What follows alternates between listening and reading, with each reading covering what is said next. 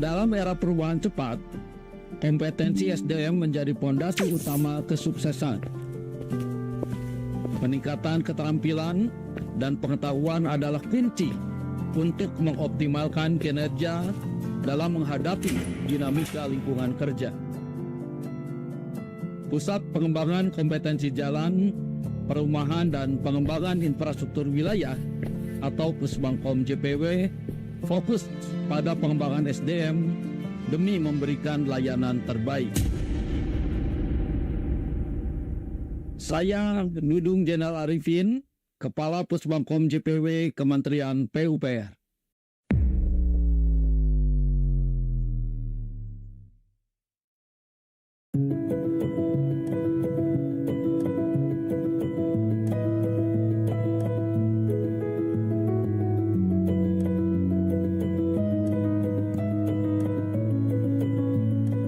Pusat Pengembangan Kompetensi Jalan, Perumahan dan Pengembangan Infrastruktur Wilayah atau Pusbangkom JPW merupakan unit organisasi di bawah BPSDM Kementerian PUPR yang memiliki tugas melaksanakan penyusunan kebijakan teknis, pendidikan, dan pelaksanaan pengembangan serta sertifikasi kompetensi SDM bidang jalan, jembatan, perumahan, dan pengembangan infrastruktur wilayah.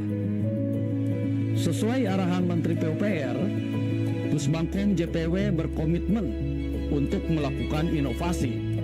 Salah satunya dengan memfasilitasi program super spesialis yang bekerja sama dengan beberapa perguruan tinggi mitra, di antaranya UGM, ITB, dan ITS.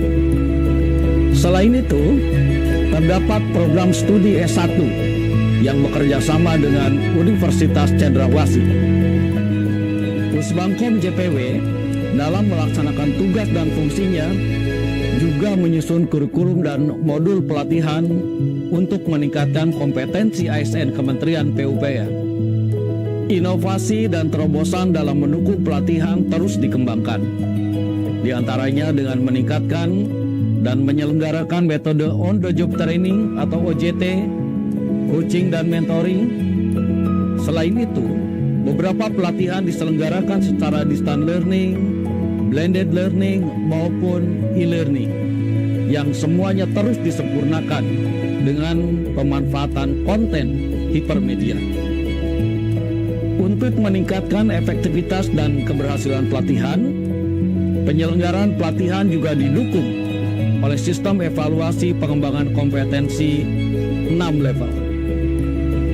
Pendirian Lembaga Sertifikasi Profesi atau LSP yang diselenggarakan oleh BPSDM Kementerian PUPR merupakan inovasi lainnya yang diinisiasi oleh Pusbangkom JPW untuk Kementerian PUPR guna menjamin dan memelihara kompetensi ASN di Kementerian PUPR maupun di pemerintah provinsi dan kabupaten kota dalam melayani dan membangun infrastruktur PUPR.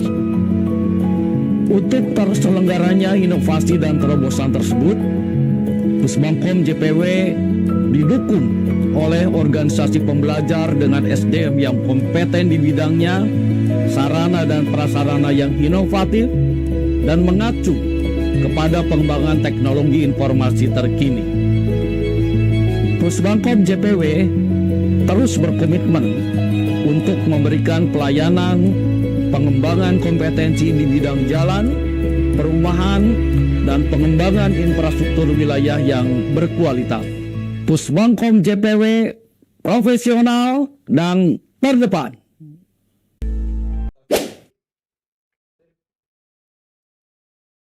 Selamat pagi, selamat datang di Simantu Talk Show episode ke-27. Kali ini kita akan live streaming di Ruang Edutainment Bappekom Wilayah 3 Jakarta. Pada episode kali ini, bersama saya Aulia Forsdiani selaku host, kita akan bersama-sama mengintip budaya berkeselamatan pada pekerjaan jalan dan jembatan.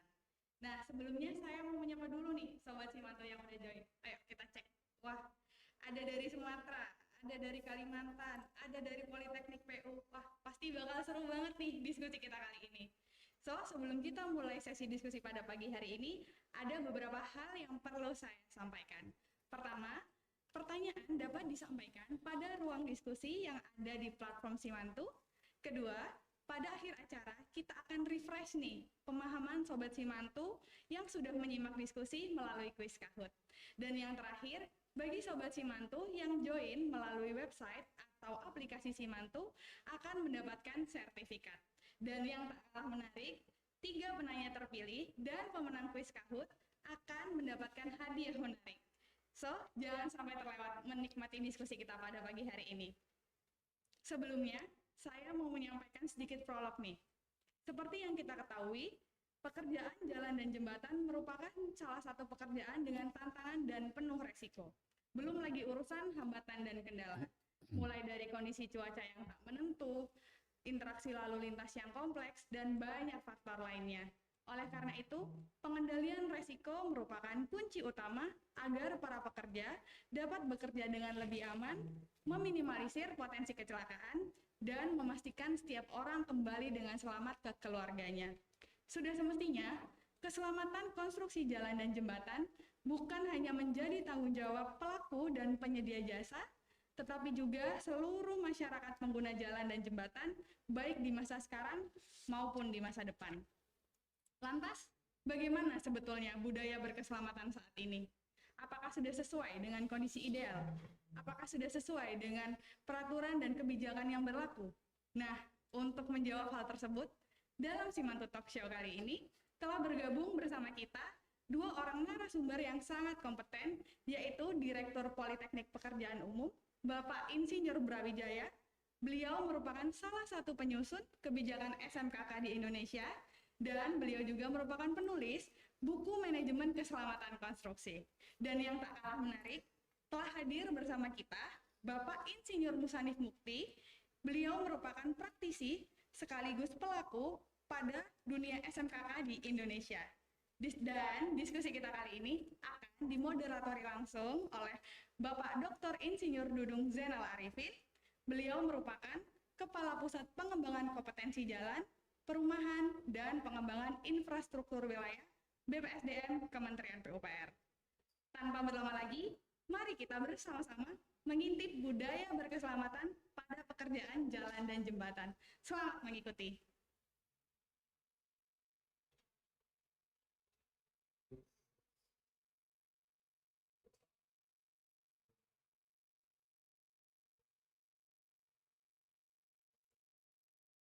Terima kasih. Assalamualaikum warahmatullahi wabarakatuh. Salam sejahtera untuk kita semua. Om Swastiastu, Namo Buddhaya, salam kebajikan, dan salam sehat untuk kita semua. Menyenangkan sekali, Bapak Ibu sekalian, pada kesempatan kali ini saya Dudung Zainal Arifin mengajak semuanya untuk menambah wawasan kita tentang budaya berkeselamatan pada pekerjaan jalan dan jembatan. Telah bergabung bersama kita 2 orang narasumber yang sangat ahli dan berkompeten untuk menjelaskan tema kita kali ini. Yang pertama, orang yang sudah sangat terkenal bukan hanya di dalam negeri, termasuk juga di luar negeri, karena ahli dalam bidang jembatan juga, yaitu Direktur Politeknik Pekerjaan Umum Bapak Insinyur Brawijaya, SE, MNIE, MSc, PhD, luar biasa. Ya, S1-nya 2, S2-nya 2, mestinya S3-nya 3. Beliau menjadi salah satu penyusun kebijakan sistem manajemen keselamatan konstruksi, dan bahkan beliau juga menyusun buku ya manajemen keselamatan konstruksi yang nanti ceritanya akan menjadi hadiah untuk kalian yang memberikan pertanyaan terbaik ya. Halo Bapak Ibu semua, rekan-rekan generasi muda Kementerian PUPR, mudah-mudahan semua dalam keadaan kabar baik, dan selamat datang di Simantu Talk Show. Bapak Ibu sekalian, saya akan membacakan sedikit tentang Pak Brawijaya. Beliau lahir di Blitar 10 Juli 58 tahun yang lalu, jadi masih arek-areknya Supriyadi, ya.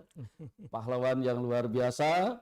Jabatan beliau sekarang adalah Direktur Politeknik Pekerjaan Umum di Semarang, tapi beliau juga pernah menjadi Kepala Balai di BBPJN Sumatera Utara dan Jawa Barat, sebelumnya menjadi pembina jasa konstruksi di Dijen Bina Konstruksi, dan pernah bersama-sama dengan saya juga selama kurang lebih 3 tahun mungkin ya, kita di Badan Pengembangan Infrastruktur Wilayah. Dan yang kedua, ini tidak kalah kompetennya, beliau adalah praktisi yang sangat berpengalaman, bukan hanya di bangku akademis atau kuliah, tapi juga di lapangan. Beliau adalah pelaku keselamatan konstruksi di Indonesia. Saya sudah mengenal beliau ini belasan tahun, sejak di Dijen Bina Konstruksi pada tahun 2012 sampai 2015, karena beliau adalah salah satu pengurus utama di A2K4 waktu itu, yang sekarang menjadi PAKI, yaitu Bapak Insinyur Muhammad Musanif Mukti, MKKK, CSP, IPU, ya. Insinyur profesional utama. Pak Brawijaya juga IPU, bahkan ASEAN Engineer, ya, dan banyak sebetulnya, karena itu dua orang ini memang betul-betul luar biasa kompetennya. Saya sedikit akan bacakan kurikulum kita dari Pak Musanif. Beliau lahir di Purwokerto pada 16 Mei tahun 51, dan tadi disebutkan beliau memang adalah praktisi, pengurus juga di PAKI. Pendidikan formalnya diperoleh S1 dari Teknik Sipil Gajah Mada, lalu S2-nya fokus pada kesehatan masyarakat Universitas Indonesia pada tahun 2006, yang pada saat itu beliau juga mendirikan A2K4, Asosiasi Ahli Keselamatan dan Kesehatan Kerja Konstruksi, ya. Dulu istilahnya adalah SMK 4, sampai kemudian diplesetkan SMK 4 itu yang dekat dengan SMA 115 ya. Tentu bukan itu yang dimaksud, ya. Baik, para generasi muda Kementerian PUPR, tapi juga ada mahasiswa-mahasiswa di Universitas Siliwangi dan Sriwijaya, ya. Kemudian para peserta lainnya yang tidak mungkin saya sebutkan satu persatu, tidak perlu berlama-lama, kita akan langsung masuk ke pokok diskusi kita. Dan mengawali pembicaraan kita, diketahui bahwa pembangunan nasional satu bangsa itu tidak mungkin dipisahkan dari pembangunan infrastruktur, termasuk konstruksi di bidang jalan dan jembatan. Dan ini menjadi indikator bahwa bangsa tersebut levelnya, kesejahteraannya menjadi makin membaik untuk menjamin keamanan, keselamatan, kesehatan dalam penyelenggaraannya. Maka secara berkelanjutan kita menyelenggarakan apa yang disebut sebagai standar K4. Ya.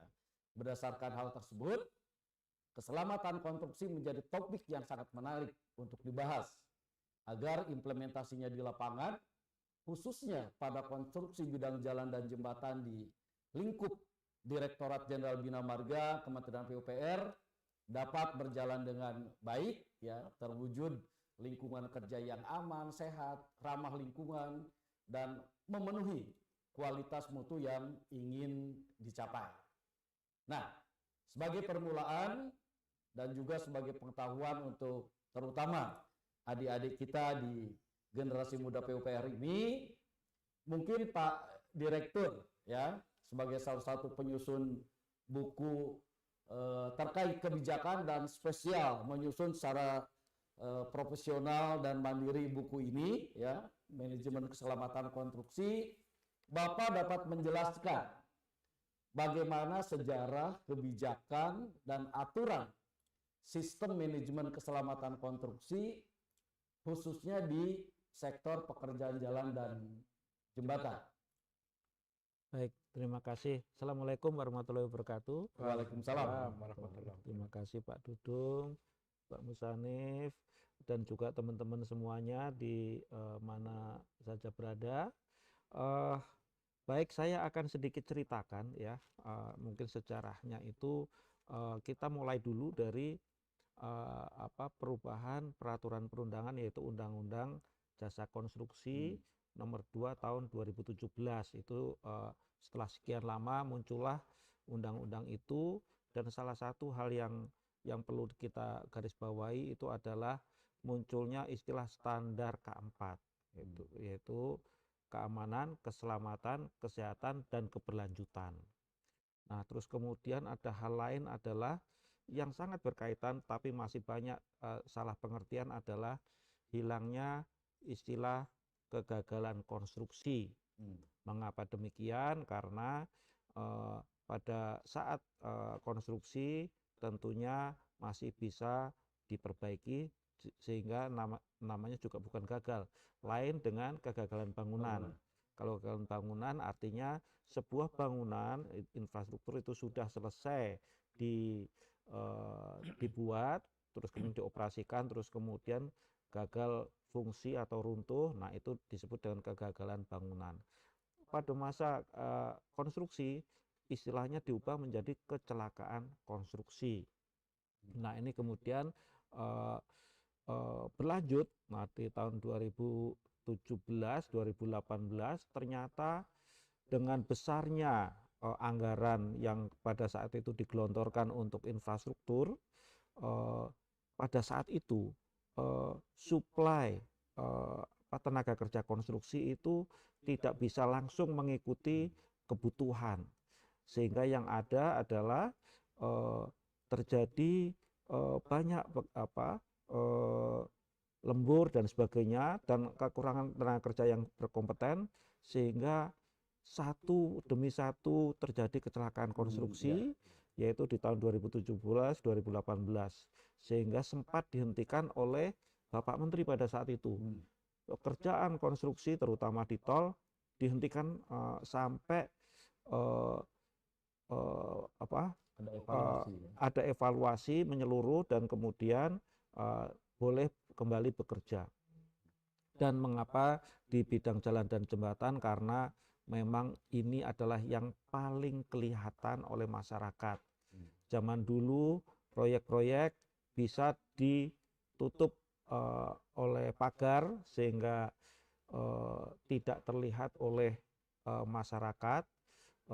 Namun sekarang apalagi semua orang mempunyai kamera yaitu dengan HP, sehingga semuanya bisa menjadi viral. Namun jangan salah juga bahwa pagar itu fungsinya itu bukan untuk menutupi kegiatan di dalam area pekerjaan, tetapi untuk keselamatan juga. Jadi jangan salah mengira. Nah, dari situ kemudian pada saat itu Ditjen Bina Konstruksi kemudian melakukan evaluasi, dan salah satunya adalah mungkin yang saya ingat langsung adalah kurangnya pekerja konstruksi berkompeten. Itu satu. Kemudian yang kedua adalah SOP-nya perlu diperbaiki. Terus kemudian ada 5 ya. Terus yang ketiga adalah yang penting itu adalah peraturan perundangannya harus diperbaiki dan dilengkapi dan kemudian disinkronkan dengan beberapa peraturan perundangan yang lain. Nah ini yang sangat penting.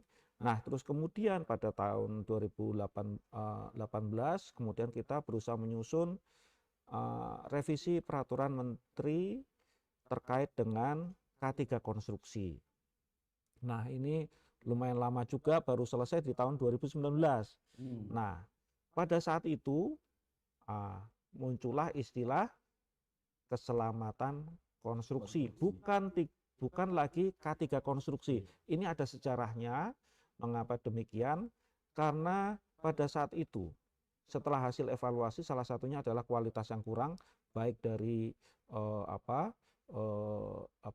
quality control ya, baik dari bekistingnya, urutan pekerjaannya, terus kemudian materialnya. Nah, ini perlu perhatian khusus sehingga kemudian disatukanlah sistem manajemen mutu dengan sistem manajemen K3 konstruksi pada pertama kalinya di tahun 2019, yaitu Permen 21 tahun 2019. Makanya namanya tidak lagi SMK 3 konstruksi karena sudah beda, karena sudah merupakan gabungan dengan mutu. Makanya pada saat itu istilahnya menjadi sistem manajemen keselamatan konstruksi. Ya. Nah, terus kemudian di tahun 2020 terjadi perubahan, ada undang-undang yaitu terkait dengan Undang-Undang Cipta Kerja pada saat itu, dan karena juga sistem manajemen keselamatan konstruksi itu diatur di dalam peraturan menteri sehingga banyak yang beranggapan kurang kuat, maka sejalan dengan perubahan undang-undang Cipta Kerja tadi, lalu disusunlah peraturan menteri nomor 2 ya tahun 2021, dan disitulah muncul pertama kali peraturan tentang SMKK, sehingga SMKK ini sudah diatur di dalam PP, bukan lagi permen. Nah, ini yang makanya makanya di dalam buku ini selalu ditulis PP nomor 14, mohon maaf, sesuai dengan peraturan pemerintah nomor 14 tahun 2021 dan peraturan menteri PUPR nomor 10 tahun 2021.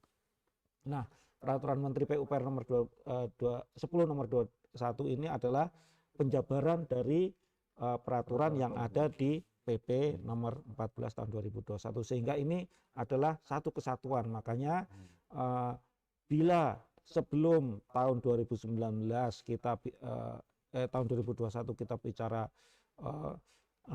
SMKK atau SMKK sesuai dengan permen. Nah, sejak tahun 2021 tidak kurang tepat lagi, sehingga harus selalu disertakan berdasarkan PP 14 dan Permen 10.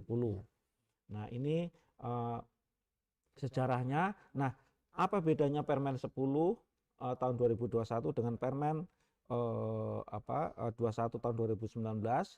Kalau di tahun 2019 SMKK-nya adalah gabungan antara SMK 3 konstruksi dengan SMM, sistem manajemen mutu, maka di tahun 2021 ditambahkan 2 lagi, yaitu sistem manajemen lingkungan dan sistem manajemen lalu lintas. Jadi ada 4 sistem manajemen, makanya SMKK ini adalah sebetulnya sebuah integrated management system. Jadi terdiri dari 4, di mana kesemuanya itu untuk mendukung atau memenuhi standar keamanan, keselamatan, kesehatan, dan keberlanjutan. Mungkin, nah ini Pak Dudung perlu dijelaskan lagi karena kita orang Indonesia tetapi malah lebih familiar dengan istilah KIHSE. Nah, bedanya KIHSE tentunya itu adalah Quality, Health, Health, Safety, and Environment. Nah, ini tentunya sangat selaras dengan SMKK walaupun masih kurang karena di KIHSE itu belum KIHSE ini sebetulnya mengacu pada ISO, Pak, ya. ISO 45001 terkait dengan K3 ya. Dan ISO 9001 terkait dengan mutu ya, lalu environment itu 14 ya. 14001. Nah, kalau di kita ada satu lagi keselamatan yang belum terinclude di dalam KIHSE, yaitu keselamatan publik. Karena kita itu ada di SMKK itu ada 4 jenis keselamatan, yaitu K3 tentunya, lingkungan, keselamatan keteknikan konstruksi itu terkait dengan mutu, dan yang keempat adalah keselamatan publik. Nah, ini karena berbeda dengan K3 konstruksi, di keselamatan publik ini, di SMKK ini, masalah keselamatan di katakanlah 3 kilo, 10 kilo dari lokasi kejadian bisa masuk ke dalam. Hal contohnya adalah ada kegiatan mencuci truk mixer di sungai, tapi banyak. Nah, kemudian aliran airnya itu mengalir sampai 10 kilo, itu membuat orang terus kemudian sakit kulit satu kampung, terus kemudian sawahnya juga terganggu. Nah ini juga kejadian di Padalarang juga kemudian kebakaran pipa itu juga kemudian mempengaruhi sawah dan juga masyarakat sekitar. Nah itu kira-kira. Baik, rekan sekalian nih, terutama para generasi muda ya. Tadi kita sudah mendapatkan penjelasan yang luar biasa detail. Nah, dari yang Bapak sampaikan sebelumnya itu, sejauh mana peran pemerintah, perusahaan konstruksi maupun pekerja dalam melaksanakan kebijakan dan aturan tersebut? Karena dari dua hal yang tadi saya catat, pertama, evaluasi yang dilakukan itu secara menyeluruh mengatakan bahwa para pekerja masih kurang kompeten dan SOP-nya masih belum lengkap. Nah, apakah ini sudah dilaksanakan secara maksimal dan menjadi budaya berkeselamatan? Baik. Nah, ini memang bila kita bicara tentang budaya, ya budaya itu memerlukan waktu yang cukup panjang, sehingga tidak bisa secara instan langsung kita berubah, walaupun bisa kita desak. Contohnya Lee Kuan Yew itu ya di Singapura bisa mengubah budaya orang Singapura menjadi demikian tertib dalam waktu hitungan kurang dari 10 tahun. Nah, itu kita bisa lakukan seperti itu, namun tentunya effortnya luar biasa, agak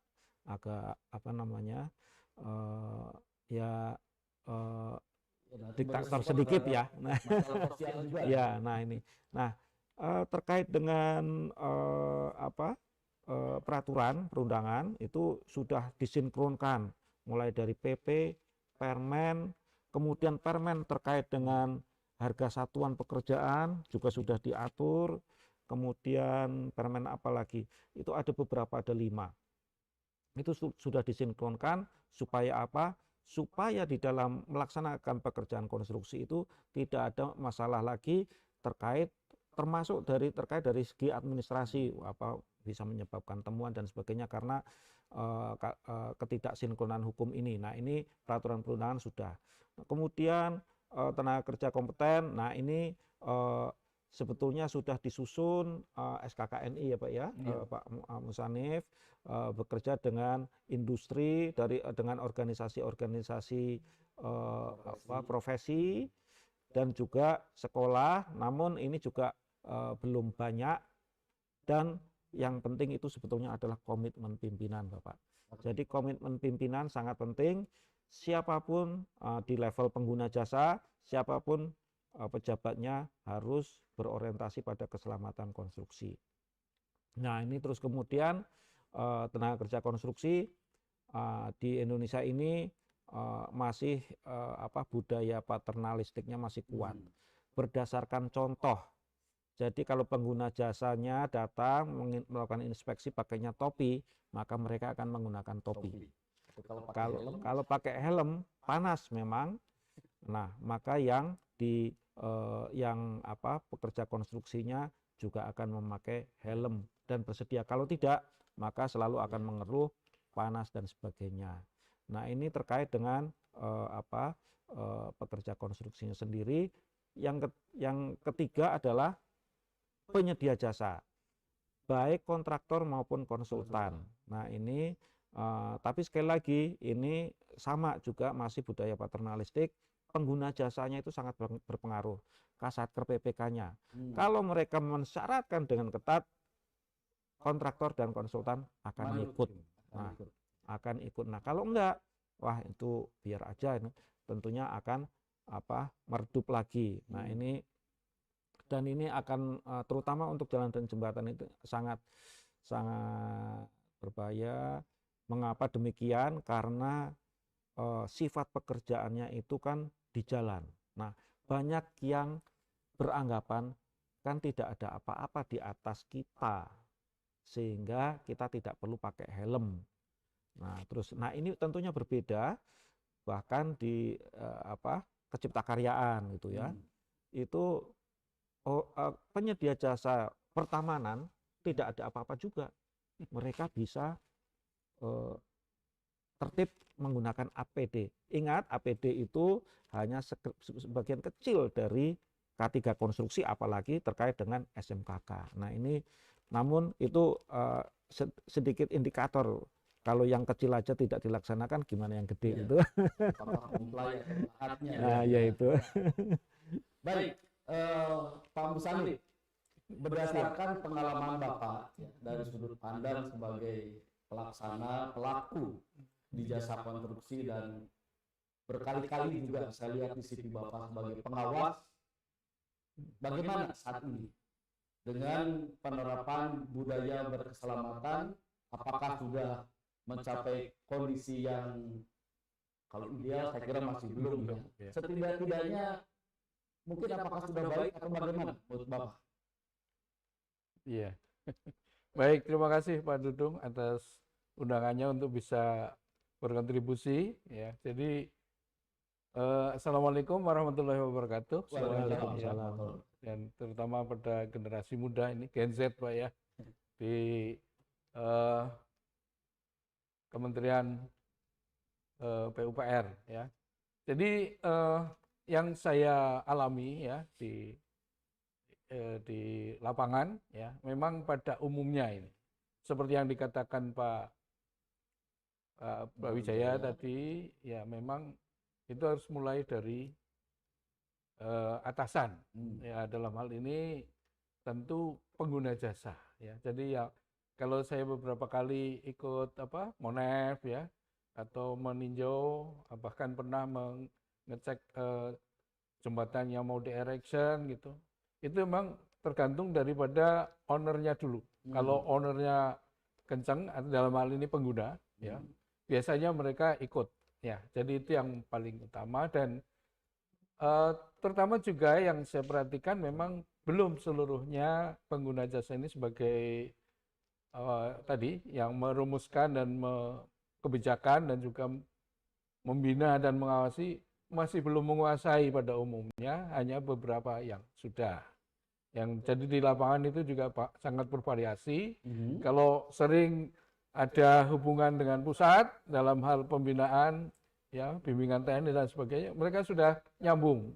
Tapi kalau yang belum ya memang itu. Jadi kunci pertama memang itu yang saya perhatikan. Jadi komplainnya itu, kesesuaiannya dan pemahaman terhadap peraturan. Karena tidak jarang Pak, peraturan PUPR sendiri belum dikuasai atau belum dikenal, belum dipahami ya. Itu yang kunci pertama, tentunya itu yang saya perhatikan. Dan juga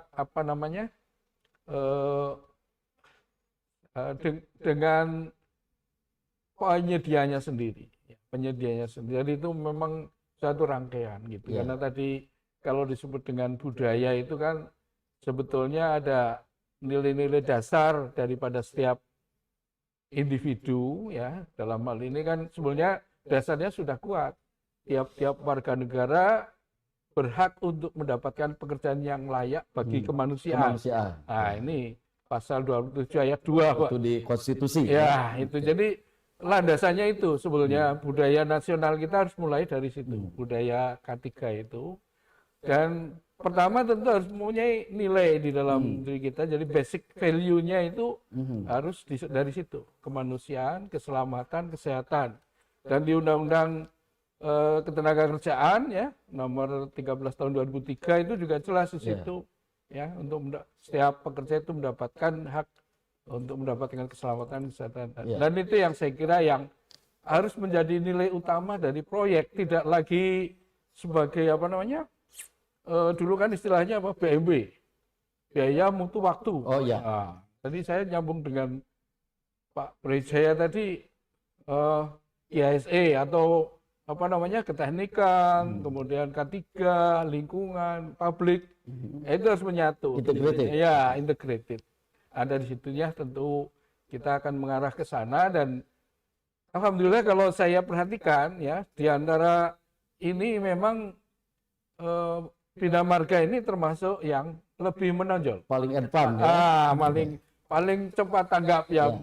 Mungkin ya berkat beliau juga Pak Wijaya. Dan juga beberapa yang ikut terlibat juga di dalam pagi juga ada dari PUPR ya, dari Bina Marga juga ada teman-teman yang aktif di kami gitu. Mungkin itu sekilas, dan saya yakin kalau itu terus ada perhatian dari atas, dari itu tentu akan berkembang lebih lanjut. Saya kira itu yang mungkin bisa disampaikan. Baik, Ya. jadi kalau saya perhatikan, dan saya kira Bapak Ibu maupun rekan-rekan generasi muda tadi menyimak, ada dua kata kunci yang tadi disampaikan.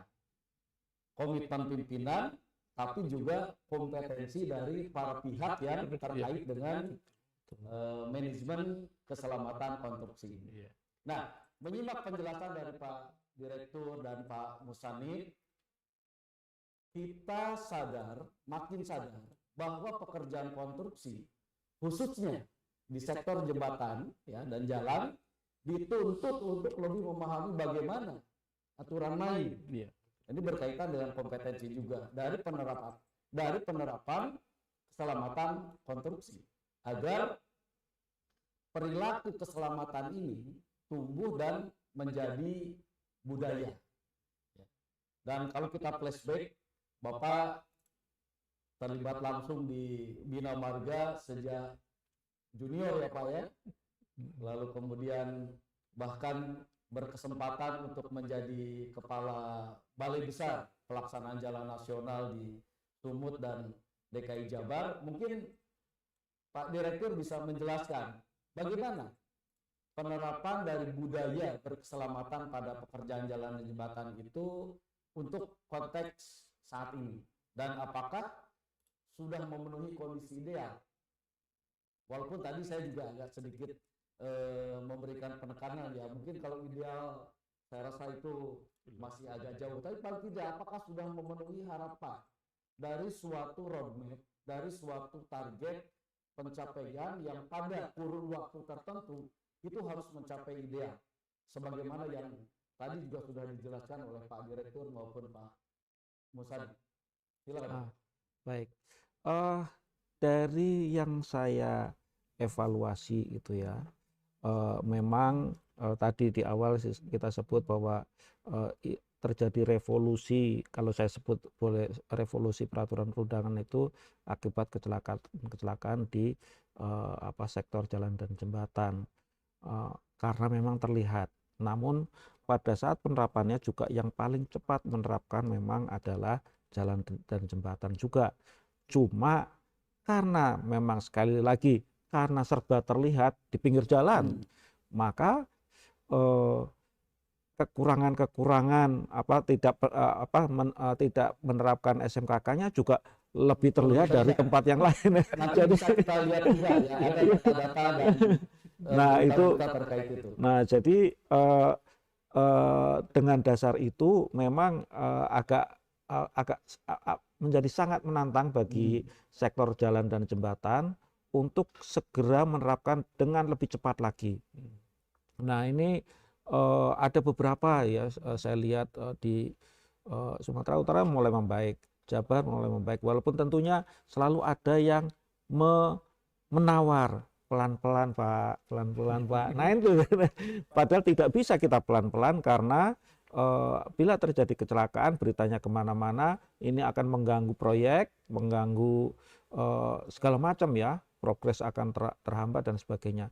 Jadi belum lagi kita bicara mengenai pengguna jalan, karena kalau di proyek gedung benar-benar lebih terisolasi dengan pagar dan sebagainya, lebih aman. Namun kalau di pekerjaan jalan, nah ini pengguna jalan pun bisa menjadi penyebab sekaligus korban. Nah ini jangan salah ya, jadi penyebab kecelakaan yang menimbulkan bahkan korban jiwa dari pekerja konstruksi kita di jalan itu ada di YouTube banyak itu ya. Terus kemudian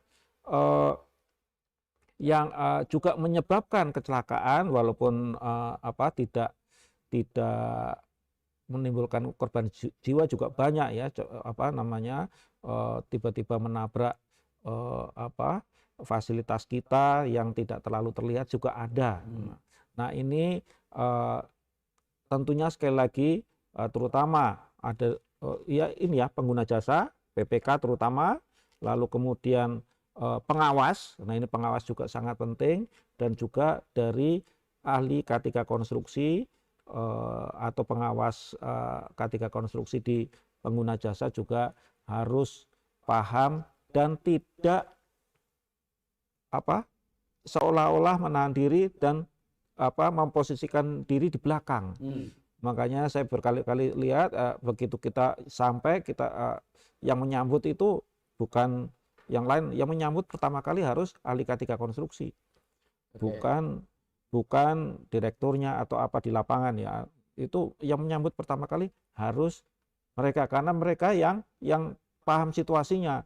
Juga memberikan seperti induction ya. Betul. Nah ini masih jarang, masih cukup jarang yang melakukan safety induction, padahal apalagi di jalan bahaya di mana-mana ya. Nanti akan terlihat juga nanti ada beberapa video yang saya ambil dari YouTube ya, bisa disaksikan juga, menarik juga ya.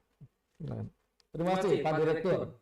Nah, dari pengalaman Bapak sendiri ya, Pak Musanif sebagai petugas atau ahli K3, sekarang Keselamatan. SMK 2. Ini saya masih belum terlalu terbiasa.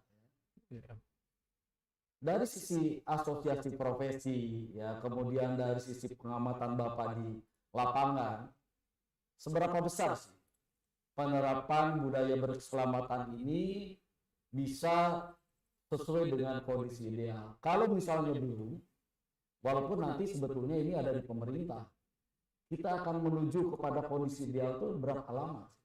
Kalau misalnya jalan ya, kita bicara 2030 menurut visium 2030, itu akan 99% mantap. Nah, kalau berkaitan dengan SMK 2 ini, kira-kira 99% mencapai ideal itu kapan gitu Pak, kira-kira? Iya, baik. Jadi ini pertanyaan yang memang nyata sekali. Artinya di kita ini yang namanya budaya itu never ending stop. Tidak pernah berhenti. Artinya untuk mencapai ideal itu selalu ada hambatan, karena tidak jarang tumbuh baru dari nol lagi, tumbuh baru nol lagi, misalnya begitu. Jadi tidak memang boleh dikatakan gitu. Dan ini perjuangan untuk K3 itu sejak saya membantu PU itu sejak tahun 1900 sebelum tahun 2000 lah. Jadi awal tahun 1990 itu mulai. Jadi 90-an. Iya, Banyak di antara para peserta yang iya. Kebetulan saya dari BUMN diminta bantuan oleh PU untuk istilahnya dulu itu penyuluhan ke daerah-daerah, dan dibantu dengan Kemnaker waktu itu, Depnaker ya. Jadi itu kalau saya perhatikan itu memang sampai sekarang ya, pada waktu 2000 kami organisasi kami berdiri pagi itu A2K4 itu masih jarang juga, artinya perhatiannya itu.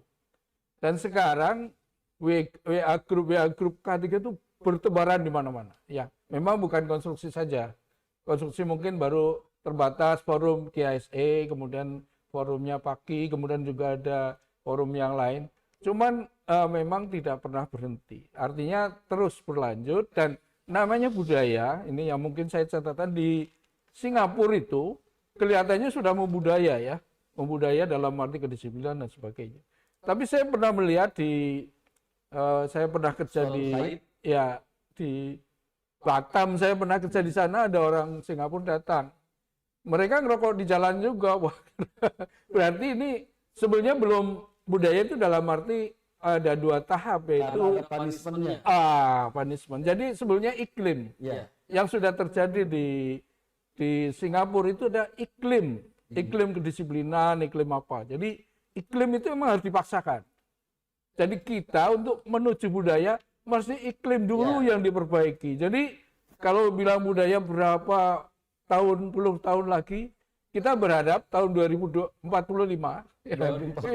ya bisa ke sana gitu ya. artinya bisa betul-betul 99. Baik. Ya, tapi tidak pernah boleh berhenti dan kendor gitu. Kira-kira Tapi ada begitu. satu hal yang menarik tadi. Ya. Mereka yang di Singapura itu taat dan patuh karena ada punishment, Iya. dipaksa. Iya. Tapi rekan sekalian, mau hemat saya kira juga pasti begitu. Ya, lebih baik kita selamat karena terpaksa daripada celaka karena sukarela kan gitu. Nah, ini ada data ya kecelakaan umum yang berkaitan dengan dunia kerja selama 9 tahun terakhir. Pada tahun 2015 itu masih di angka 110.000. Tapi di 2023 tahun lalu itu sudah meningkat sampai 370.000. Tepatnya 370.747. Dan sektor konstruksi itu menyumbang 2.971 kasus. Memang hanya 0,801% dibandingkan dengan kecelakaan kerja secara total. Tapi seperti yang tadi disampaikan oleh Pak Direktur, coba lihat. Nah, sektor konstruksi kan terlihat, ya. Apalagi tadi semua orang sudah punya kamera, girder jatuh di Probolinggo pada jam 15 lewat 5 itu sudah sampai di Jakarta informasinya. Iya. Jembatan sungai Garimpang di Bone belum diresmikan sudah hanyut. Nah, ini tentu juga sangat menantang ya, dan saya ingin mendapatkan view ya dari Pak Direktur dan Pak Musanif, apa sih sebetulnya tantangan dan hambatan yang kita hadapi ini sehingga budaya berkeselamatan masih menjadi sesuatu yang boleh dikatakan menantang ya, bagi industri konstruksi kita. Silakan Pak Direktur. Sebelum saya menjawab ke sana, mungkin saya komentarin sedikit ya tadi sampai tahun 2019 sebetulnya itu persentase sumbangan dari dunia konstruksi itu sepertiganya, ya. Sepertiganya. Nah, ini itu baru mencapai di angka 200-an ribu ya, 182.000 kasus secara umum. Sekarang hampir 2 kali lipatnya di 370.000, sementara yang tercatat hanya 2.971. Apakah kita percaya? Saya Luar enggak. biasa ya sebetulnya ya pencapaiannya. Rasanya Pengurangannya. jadi begini, jadi memang banyak hal-hal yang tidak terlaporkan. Nah, ini fenomena gunung es sehingga yang muncul tadi kasusnya adalah di 3.000-an tadi ya. Nah, ini perlu kita perhatikan. Jadi jangan ambil ini karena di tahun 2019 ke bawah itu sumbangan kita adalah 30%. Oke. Nah, terus yang kedua, bagaimana kita melakukan apa tantangannya? Nah, ini adalah bagaimana kita mengubah mindset melihat paket-paket pekerjaan. Salah satunya adalah biaya. Biaya kemarin beberapa kali saya menanyakan ke teman-teman ya, mana biayanya berapa? Coba dicek. Ternyata terutama untuk bukan terutama untuk pekerjaan fisiknya saja, nah ini dikecilkan menjadi kecil alokasinya sejak dari awal dari tahap perencanaan. Begitu kita tanya, jawabannya adalah iya Pak, kalau kita tinggikan berarti target kita berkurang Pak. Nah, terus kemudian tentunya saya jawab, loh, yang menetapkan target itu siapa? Kita akan selalu kurang karena tiap tahun kita tidak target kita akan selalu terkendala akibat dana yang digelontorkan walaupun sudah besar tetap saja kurang. Nah, namun tentunya keselamatan itu harus diutamakan. Jangan sekedar jangan sekedar menjadi slogan berkeselamatan, tetapi pada tahap penganggaran, perencanaan anggaran sudah dikurangi. Nah, itu juga hal yang sama juga terjadi pada pengawasan ya. Pengawasan juga sama, itu kalau pengawasan memang tantangannya lebih besar karena memang nilainya kecil dan lokasinya bisa tersebar. Nah, itu memang ada tantangan tersendiri. Tapi kalau fisik menurut saya menjadi hal aneh bila kita masih berpikiran bahwa nanti kalau kita anggarannya kita alokasikan lebih besar, maka target tidak tercapai gitu. Nah, ini menurut saya kesalahan pemahaman dari teman-teman terkait dengan keselamatan konstruksi yang menjadi kebijakan pemerintah sendiri. Oke, berarti itu juga berkaitan dengan peran dari PPK, dari Betul. kontraktornya dan konsultannya juga. Betul. Terus kemudian hal satu lagi adalah terkait dengan spesifikasi gitu ya. Nah, ini harus sudah terintegrasikan karena teman-teman di lapangan tentunya akan menjadikan spesifikasi sebagai pedoman bekerja ya, harus sesuai dengan spesifikasi. Nah, spesifikasi tentunya harus mendukung. Dan ada lagi kesalahpemahaman ya, kesalahpemahaman yaitu ada yang menganggap spesifikasi itu lebih tinggi, aturan yang lebih tinggi dari Permen, PP. Nah, ini tentunya kesalahpahaman yang sangat luar biasa dan masih banyak. Nah, jadi harus kita runut kan dari UUD, undang-undang, PP, spesifikasi itu ada di bawah. Walaupun itu sangat penting, tetapi jangan lupakan kita ada PP dan Permen yang mengaturnya. Baik, terima kasih tadi Pak Musanif ya, tadi menyambung apa yang disampaikan oleh Pak Direktur ya, mengenai tantangan dan hambatan.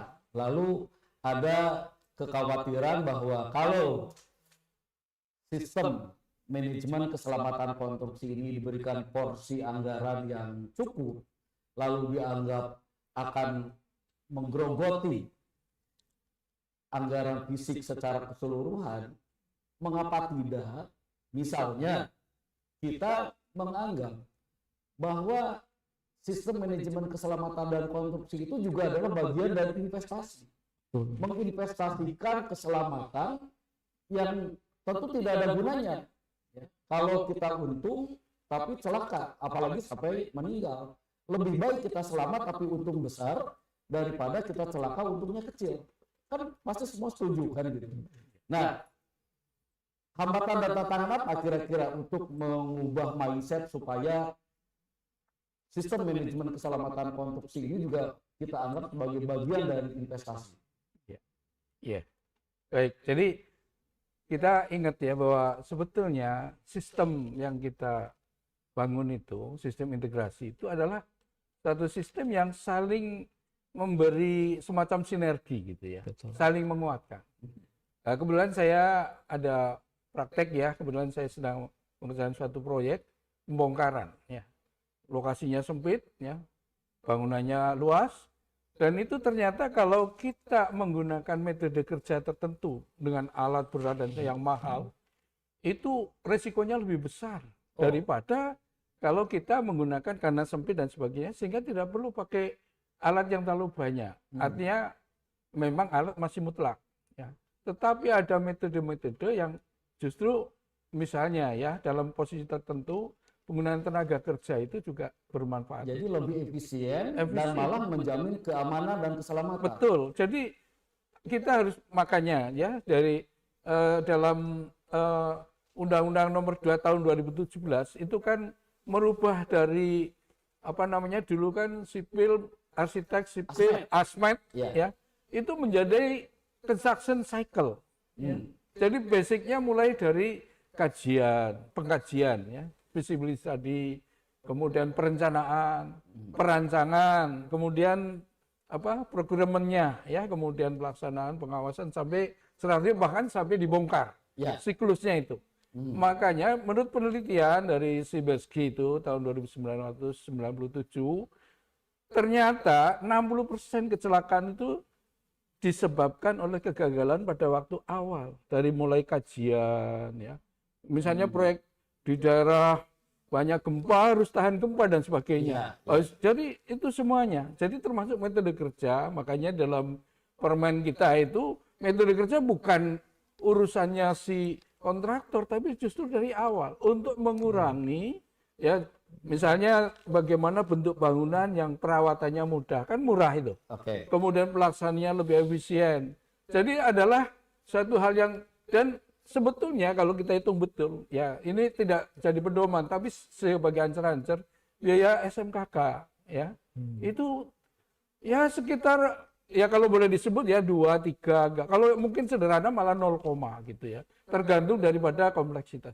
Dan itu apalah nilai 2% misalnya dari keseluruhan dan biaya, dan itu pun masih bisa dengan metode kerja yang lebih bagus. Ya, saya kira itu. Jadi ada hal yang menurut hemat saya ini menarik.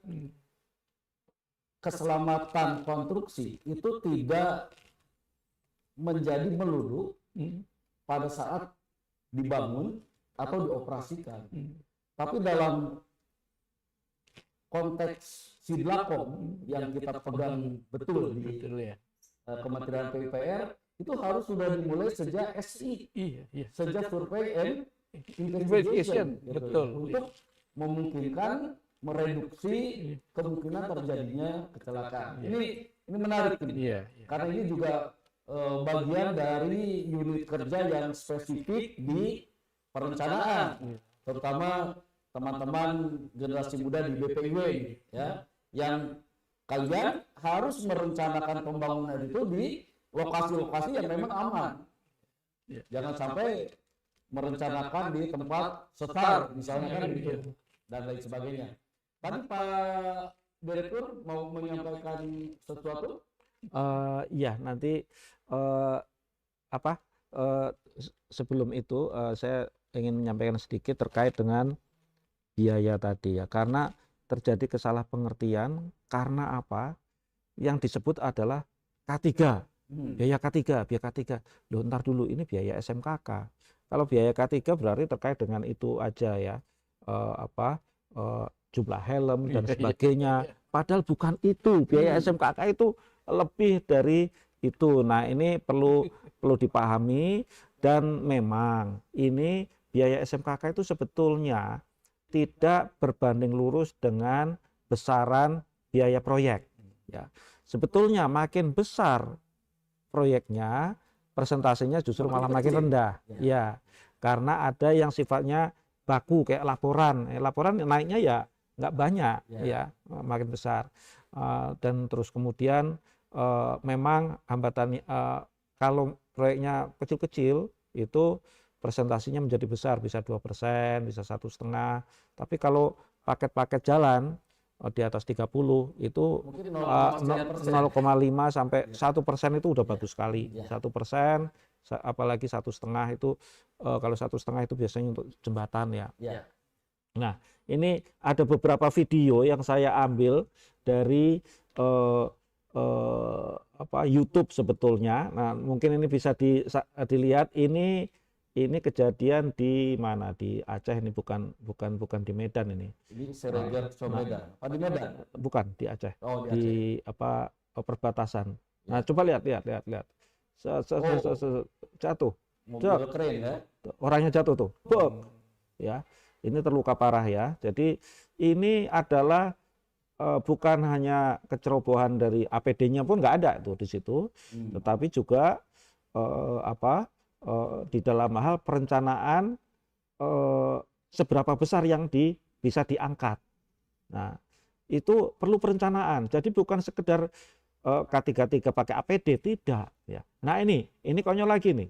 Ini jangan ini coba dilihat, mereka itu tidak memakai APD yang benar. Salah satunya adalah supaya mudah dilihat.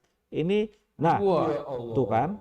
Jadi di sini adik-adik sekalian, mengapa kita harus menggunakan APD? Supaya terlihat. Jadi bukan karena di situ terus kemudian, apalagi banyak pekerja konstruksi kalau adik-adik sekalian lihat, kebanyakan malah memakai baju warna apa? Gelap. Warna gelap. Entah mengapa. Salah satunya supaya tidak gampang kotor, ya. Jadi, nah ini adik-adik lihat, dan perilaku dari mungkin stop dulu, dan perilaku pekerja konstruksi itu juga harus memang sudah harus di-drill di awal. Pada saat proyek belum mulai, mereka itu sudah harus mendapatkan penjelasan. Salah satunya di situ itu adalah tidak boleh lengah, harus kontak mata antara pekerja konstruksi dengan si operator. Nah, adik-adik lihat tadi, dia tidak melihat ke operatornya. Ya. Jadi operator itu, dan ini saya mendapatkannya malah pada saat saya sekolah S3 itu. Pada saat saya jadi tukang cat. Nah, itu ada proses 5 jam untuk diajari masalah-masalah itu. Salah satunya yang diajarkan adalah kontak mata dan saling pengertian. Kita katakanlah begini gitu ya. Nah, sebelum si operatornya membalas begini, berarti operator itu belum melihat kita. Nah, itu yang belum dipahami oleh pekerja konstruksi kita, termasuk pengguna jasa kita dan pengawas kita. Nah, ini coba lihat, dia melihat ke sini, Ya. dan hitam warnanya seragamnya. Tuh. Nah, dak. Dia kan tidak boleh, dan ini adik-adik sekalian, ini cuma yang terlihat hanya 3. Pas pekerjaan di Sumdawu kemarin itu ada 25 berdekatan semuanya. Doser seperti ini menjadi pekerjaan yang sangat berbahaya. Lanjut berikutnya. Ini apa ini ya? Saya lupa ini. Nah, ini konyol. Nah, ini makanya para pekerja kontraktor harus memberikan rambu-rambu yang jelas dan harus tegas. Coba dilihat di sini. Nah, ini dicor tetapi tidak diawasi. Nah, ini malah berjamaah. Ya. Jadi luar biasa, lebih dari 20 katanya jadinya rusak walaupun ini ada untungnya, ini masih pekerjaan lin konkret ya. Coba kalau sudah pekerjaan pengecoran atasnya lebih parah lagi. Tapi ini juga berarti harus di scrap lagi ya.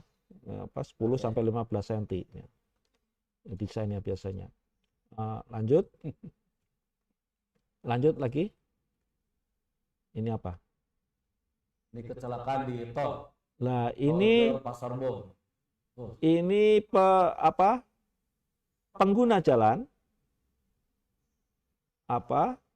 menabrak pekerja konstruksi.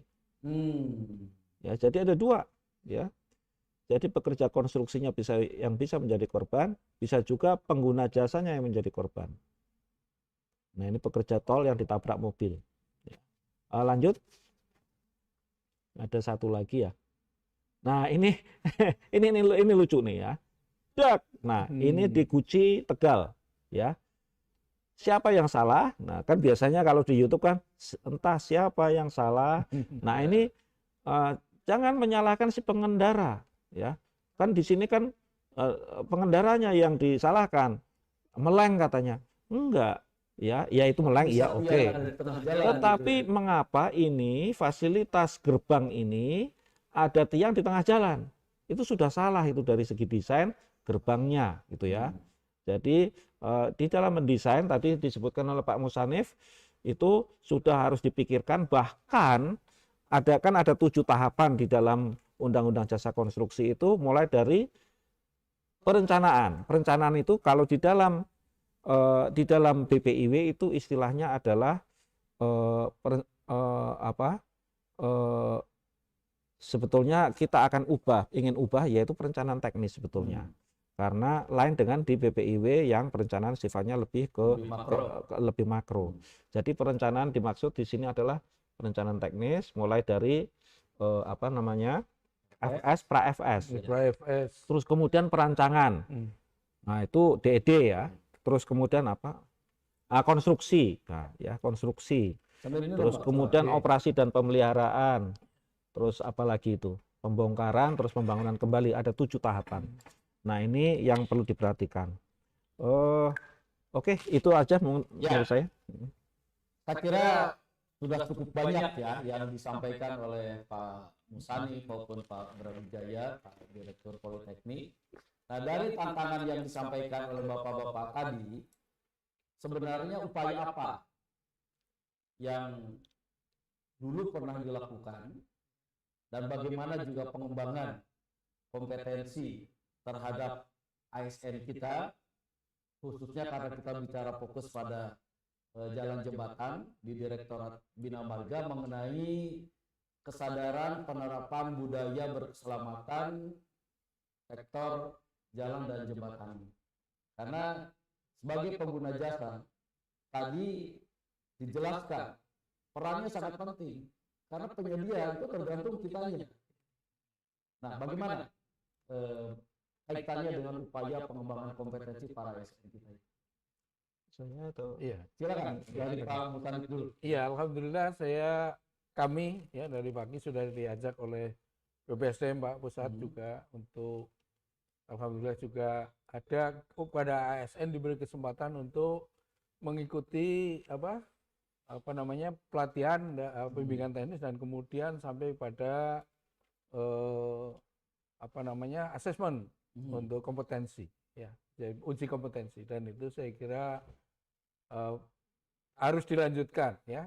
Dan untuk yang adik-adik yang di kampus ya di Politeknik itu tentu kesempatan yang luas karena tidak disibukkan oleh pekerjaan-pekerjaan. Ya. Nah, kalau kita hambatannya kita kalau pada ASN yang aktif itu pas BMTEK dipanggil, ada rapat dan sebagainya. Nah, ini kesempatan yang luas untuk adik-adik dari sekarang karena ilmu ini sebetulnya sangat berkembang, mudah sekali aksesnya. Sekarang undang-undang atau peraturan-peraturan sudah praktis, Pak. Zaman saya setelah dari Wika saya jadi konsultan MK, Pak, itu cari apa namanya format standar itu susah, harus sekarang.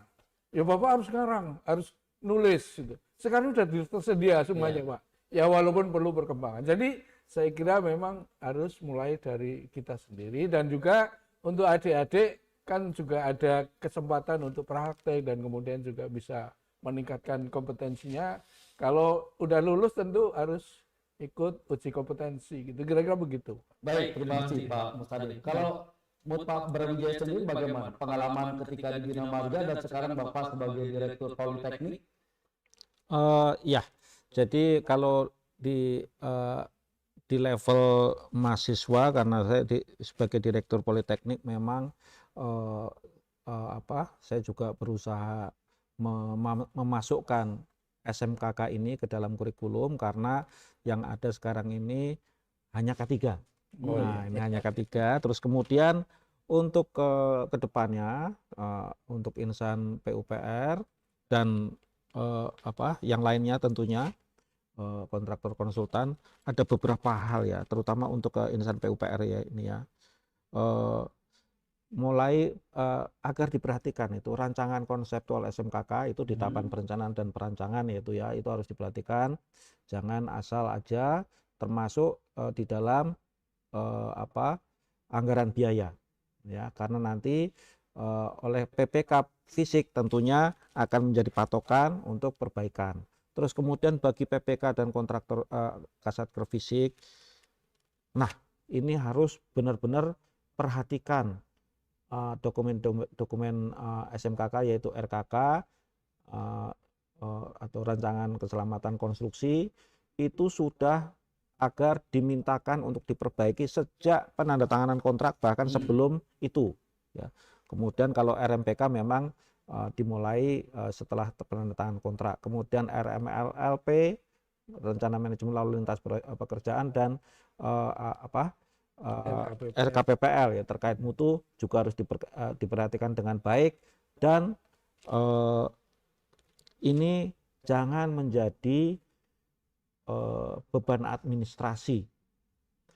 Salah satunya adalah indikasinya adalah kalau dikerjakan 3 bulan dirapel gitu ya, itu artinya fungsi kontrolnya akan hilang, padahal yang namanya SMKK itu adalah sistem manajemen. Sifatnya adalah banyak administrasinya di situ banyak. Bukan terus kemudian terus dirapel, bahkan ada yang 4 bulan ya habis fungsi dari SMKK-nya tidak terpenuhi. Terus kemudian ini Pak ya, yang salah satu yang penting juga ini mohon maaf ya, pada saat PCM kan banyak itu. Salah satu yang penting adalah dan terabaikan adalah struktur organisasi. Ngasal ya. Ngasal kalau pada saat bikin dan ini sangat berpengaruh pada saat berjalannya waktu karena di dalam struktur organisasi kalau ngasal jalur komunikasi tidak kelihatan. Nah, inilah yang kemudian para PPK mendapatkan kesulitan. Wah, ini susah Pak, dihubungin Pak ini.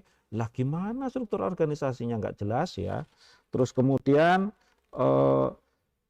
schedule Pak. Schedule itu sangat berkaitan dengan keselamatan ya. Schedule kontraktor pada saat penawaran selalu saja indah. Ya. S-nya indah. Pada saat PCM akan diubah menjadi yang saya sebut kurva ular sendok, bukan kurva S, karena begini terus mendatar terus kemudian di akhir seperti ini. Nah, jadi itu yang saya sebut dengan kurva ular sendok. Mengapa ini sangat berbahaya? Karena akan terjadi pemusatan sumber daya manusia, material dan sebagainya di akhir. Itu artinya keselamatan konstruksinya pada menjadi sangat rentan terhadap kecelakaan, dan itu artinya RKK-nya sudah nggak berlaku lagi. Berarti menjadi sangat berbahaya. Yang di sini tidak berbahaya, di sini kemudian menjadi sangat berbahaya. Nah, itu yang kemudian perhatian pada detail. Ya, kan kita selalu ada orang bule menyebutnya the devil is in the detail. Nah, itu kita jangan terus wah kita kan sudah di level manajemen.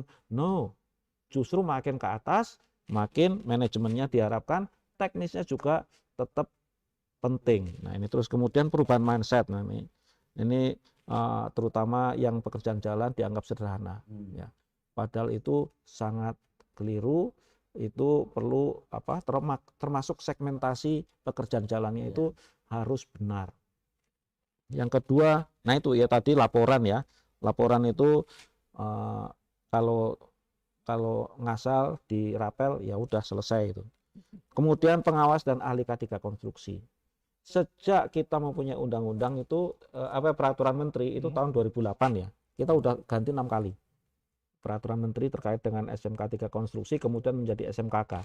Itu kita tidak mengenal ahli K3. Yang kita kenal sejak tahun 2008 adalah ahli K3 konstruksi. Nah, ini ahli K3 konstruksi dengan ahli K3 bedanya adalah dokter spesialis dan dokter umum. Kalau ahli K3 sebetulnya untuk menjadi ahli K3 konstruksi harus ahli K3 dulu ya, atau gimana? Nah, ini akan menjadi perhatian teman-teman semuanya ya. Kalau yang disodorkan ahli K3 ya jangan mau itu. Nah ini terus kemudian ini peralatan dan material ini harus masuk ke dalam schedule. Makanya schedule-nya harus dibuat di aplikasi atau software yang untuk menyusun schedule. Salah satunya yang paling murah adalah Microsoft Project. Jangan dikerjakan di Excel, karena di Excel itu kan hanya digambar. Jadi pada saat terjadi keterlambatan kita nggak tahu efeknya seperti apa. Nah, ini yang sangat penting. Mungkin itu saja nanti bagi teman-teman yang mengharapkan ini bisa ada paparannya bisa di share. Baik, terima kasih banyak nih Pak Direktur, Pak Musani. Ini ada beberapa pertanyaan dari para peserta. Yang pertama, ini dari mahasiswanya Pak Direktur sendiri, Muhammad Bahtiar Akbar dari Politeknik Pekerjaan Umum. Pertanyaannya, bagaimana cara melatih pekerja berperan spesifik dalam budaya keselamatan yang baik dalam perkembangan pembangunan jalan dan jembatan, serta apakah budaya keselamatan ini memiliki karakteristik dan indikator sendiri? Silakan Pak Direktur atau Pak Musani. Silakan Pak Musani. Pak Ya, Musani, silakan. ya, baik. Jadi melatih itu harus mulai dari awal, yaitu kunci. Jadi sebelum proyek mulai itu harus ada kick off meeting ya. Paling nggak pada waktu penyusunan project planning atau katakanlah akan ada RKK, ada RKPPL, ada apa itu melibatkan semua ya. Walaupun mungkin tenaga kerja belum masuk. Ya. Tapi paling nggak tim proyek ya. Kemudian pada waktu PCM itu dilibatkan juga semua aspek. Artinya dari engineeringnya, dari pengawasnya atau supervisornya, dari manajer tekniknya, dari manajer keselamatan konstruksinya katakanlah, kemudian operator dan segala. Itu harus partisipasi lah itu. Kemudian kalau di lapangan itu juga mulai dari awal. Induction itu adalah pintu masuk untuk membudayakan. Hanya dikenalkan apa yang disebut dengan bahaya, apa yang disebut dengan risiko, apa yang disebut dengan pengendaliannya. Artinya bisa melalui kan ada, kalau bisa dihindari atau dihilangkan atau diganti atau rekayasa atau di administrasi mitigasinya. Itu langkah-langkah harus diketahui oleh mereka. Karena APD itu fungsinya adalah hanya untuk melindungi. Artinya kalau saya jatuh, ya jatuh saja walaupun pakai helm. Helmnya kena benturan ya kepalanya juga kena, cuman berkurang. Tapi kalau bisa tidak jatuh, kenapa masih harus jatuh? Pakailah pagar supaya tidak jatuh. Jadi mencegah itu harus diutamakan. Ya, seperti itu misalnya. Jadi pekerja ini memang harus dilibatkan pertama, dan yang kedua itu mengenal dan juga jangan lupa kita harus bangga dengan orang yang taat, dan juga kita harus mengingatkan orang yang tidak taat supaya sadar. Jadi biasakanlah di dalam proyek itu selalu ada saling mengingatkan supaya menjadi satu hal yang baik gitu. Karena di dalam kitab suci juga disebutkan bahwa kita harus berhati-hati terhadap suatu kecelakaan yang penyebabnya itu bukan oleh kita sendiri, tapi bisa jadi oleh orang lain. Baik, ini ada pertanyaan yang kedua. Nah, ini karena kaitannya dengan peraturan menteri, mestinya Pak Direktur, dari Pak Asep Hilmansyah. Pak Asep, iya. Tapi boleh nggak saya jawab yang tadi? Boleh, atau nanti sekaligus dengan Oke, iya baik. Jadi untuk para pekerja ya, jadi kita memang tadi disampaikan safety induction, seperti yang tadi saya ceritakan, safety inductionnya dalam bentuk di ruangan selama 5 jam, atau bisa juga 2 jam atau 1 jam, atau terserah. Tapi ada ya. Dan selain itu kan ada safety morning dan sebagainya, itu adalah atau safety talk. Nah, itu harus diadakan karena apa? Semua kita memerlukan untuk diingatkan. Nah, seperti Bapak tadi, kita harus diingatkan. Bapak tadi di dalam kitab suci. Nah, mengapa kita harus 5 kali 1 hari? Mengapa? Atau yang Nasrani yang satu pekan sekali. Itu kan untuk mengingatkan. Jadi ini kita juga sama, harus diingatkan terus-menerus supaya kita lurus melaksanakan budaya berkeselamatan. Jadi apalagi kalau budaya berkeselamatan kita kan masih belum terbentuk dengan baik. Jadi itu prosesnya lebih. Terus kemudian perbedaan yang signifikan. Nah, ini tidak ada sebetulnya ini perbedaannya itu di level peraturan saja ya. Jadi panduan operasi keselamatan konstruksi itu ya SE Menteri nomor 10 itu adalah pengejauhantahan dari PP 14 dan Permen 10. Jadi ini sebetulnya tadinya ini saya sudah keluar balik ke Bina Marga ya, tapi pada saat itu ini dirancang untuk di IKN namun juga diterapkan di semua proyek ya. Tapi ini awalnya disusun untuk di IKN. Ini sifatnya lebih lebih operasional aja, apa-apa yang harus dilakukan di proyek. Jadi ini tidak kemudian nah ini penyakit kita kan sudah ada panduannya, jadi yang dibaca ya panduannya aja, permennya enggak gitu. Nah ini yang bahaya, karena permennya itu lampirannya banyak, memang harus ada orang yang ahli yang mokoi itu ya, kalau enggak ya nanti repot juga, gitu Pak. Baik, terima kasih Pak Dir. Ini pertanyaan terakhir, pertanyaan ketiga dari Mas Aris Rinaldi, Balai Teknik Bendungan. Balai Teknik Bendungan ini tetangga kita juga di Pasar Jumat.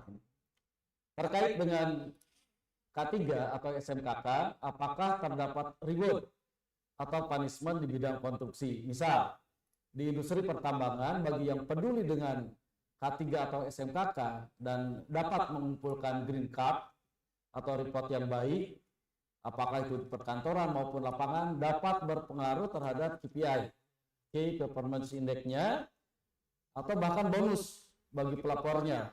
Tapi sebetulnya kita juga ada ya green, nanti mungkin bisa ditunjukkan juga Green Award atau Safety Award yang juga diberikan kepada kita.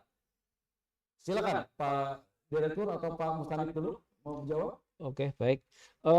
Sebetulnya untuk reward and punishment itu adalah bagian dari evaluasi kebijakan oleh PUPR pada saat itu, yaitu oleh Ditjen Bina Konstruksi di tahun 2017 malah. Nah itu diperlukan reward and punishment. Nah memang reward and punishment yang ada sekarang ini itu masih pada level perusahaan, ya. Jadi setiap tahun ada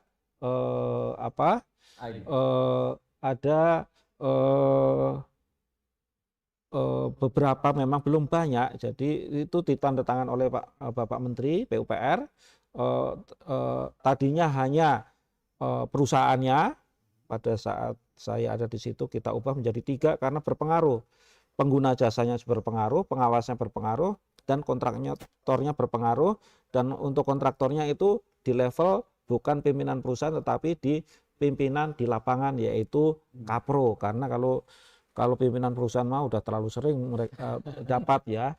Jadi mengapa di tingkat Kapro? Nah supaya timbul suasana persaingan baik antar kontraktor maupun di dalam kontraktornya sendiri, katakanlah BUMN karya tertentu. Nah ini antar Kapro ini timbul persaingan juga. Iya. Nah itu namun demikian ini seharusnya juga dibarengi di dinas-dinas juga ya, dan juga di level balai-balai mestinya juga dimunculkan. Nah ini kita belum sampai ke arah sana, baru di tahapan kementerian ya. Jadi setiap 3 Desember ada dipilih total 5 ya, 5 kali 3 berarti kan ada 3 pihak, jadi 15. Itu memang perlu dipikirkan bagaimana. Kalau tadi reward and punishment dalam bentuk KPI, nah itu yang care sekarang ini baru BUMN karya terkait dengan KPI. Nah kalau perusahaan swasta nasional besar dan menengah maupun kecil ini KPI ini masih menjadi barang langka ya. Nah ini memang menjadi tugas kita semua supaya membangun sistem lagi supaya ya. budaya keselamatan konstruksi makin baik. Mungkin Pak Musa Ya, itu pun ini kita bisa lihat juga di tayangan ya, bagaimana salah satu BUMN karya yang tadi disebutkan Berantas Abwi Praya itu meraih penghargaan Zero Accident ya. Kemudian lanjut, dan bahkan bekerja sama dengan PAKI, Perkumpulan Ahli Keselamatan Konstruksi Indonesia, yang salah satu pengurusnya Pak Musanif ini juga ada Indonesian Construction Safety Award, yang tadi juga kepada orangnya. Silakan mungkin Bapak bisa menjelaskan lebih detail. Ya, baik, terima kasih. Jadi kami memang baru bulan November kemarin ya, hampir bareng dengan Construction Indonesia, Konstruksi Indonesia, yaitu memang saya kejar-kejaran waktu itu ikut jadi juri di Konstruksi Indonesia, tapi juga sorenya saya harus ikut ini. Jadi ini adalah penghargaan kepada semua pihak ya. Memang belum sampai kepada pengguna, baru penyedia yaitu kontraktor, konsultan dan segala level. Artinya dari segi anunya juga apa namanya? Orangnya, perusahaannya atau organisasinya, proyeknya, kemudian juga ada yang pabriknya ya, pabrik beton misalnya. Jadi itu memang kita usahakan ke sana, termasuk bukan hanya dari segi performance dari keselamatan, tapi juga dari inovasi keselamatan. Jadi itu beberapa. Dan memang ini adalah salah satu cara untuk bagaimana ini ada semacam penghargaan untuk meningkatkan partisipasi dan juga peningkatan inovasi untuk di penerapan keselamatan konstruksi. Nah, kalau nanti dikaitkan dengan ini ya tentunya supaya di antara PPK ini ada persaingan yang sehat untuk ke sana dibikin, dan kalau perlu juga merupakan hal yang terkait dengan kondite itu untuk SMKK itu. Artinya seorang PPK itu akan mendapatkan, dan jangan dijadikan sampingan gitu, maaf ya. Saya kira itu Pak. Proyeknya zero accident selama berapa tahun, dia bisa mendapatkan reward misalnya untuk promosi lebih cepat gitu, dibandingkan dengan yang lain. Oke.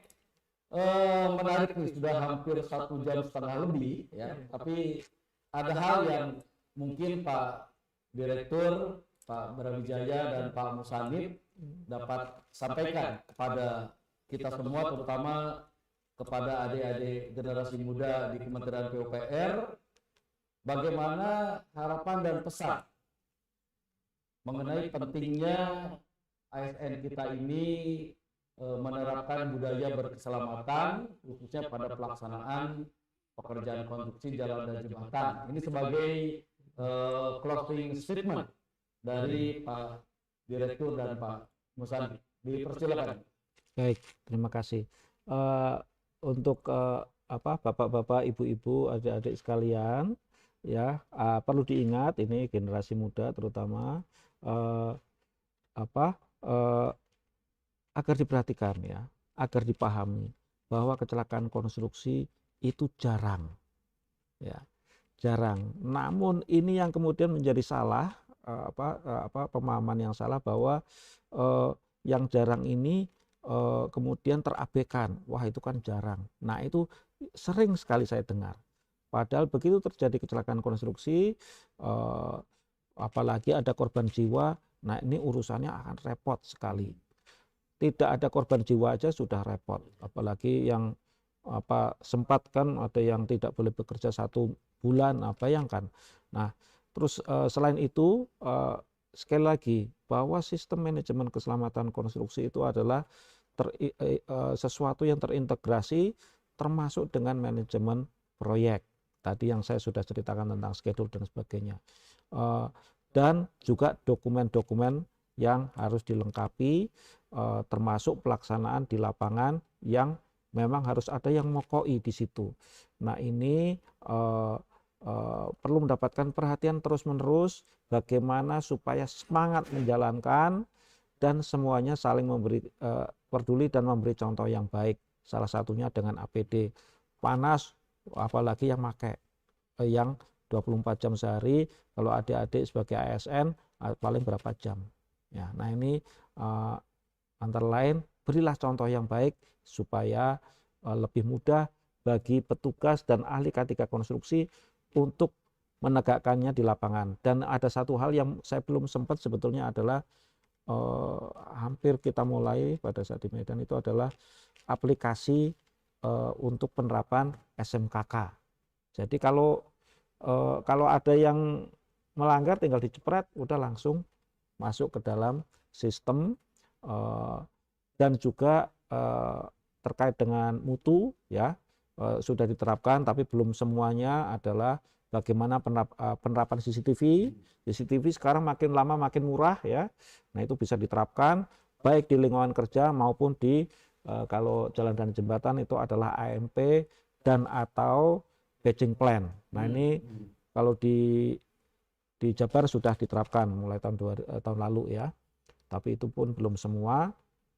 Dan mungkin lebih baik distandarkan ya, karena demikian banyak merek, aplikasinya beda-beda, pening juga kalau pimpinannya, katakanlah kepala balainya atau kabitnya memonitor, ya bingung semua karena banyak sekali aplikasinya. Nah, ini tidak bisa langsung menjadi satu. Nah, ini pengaturan teknis ini akan menjadi perhatian. Demikian, Pak. Baik, silakan closing statement dari Bapak. Baik, terima kasih jadi atas perhatiannya semuanya, dan mungkin dari saya mungkin yang perlu dicermati di sini atau diperhatikan tentu adalah bagaimana kita meningkatkan curiosity kita, ya, hasrat ingin tahu kita tentang ilmu keselamatan kerja itu ternyata tidak hanya sedikit, ya, banyak dan berkembang terus. Jadi disampaikan tentang penggunaan IT, ya. Ya, memang tantangannya itu banyak macamnya, ya, banyak. Nah, kita bisa memilih yang paling tepat dan itu bisa dimanfaatkan.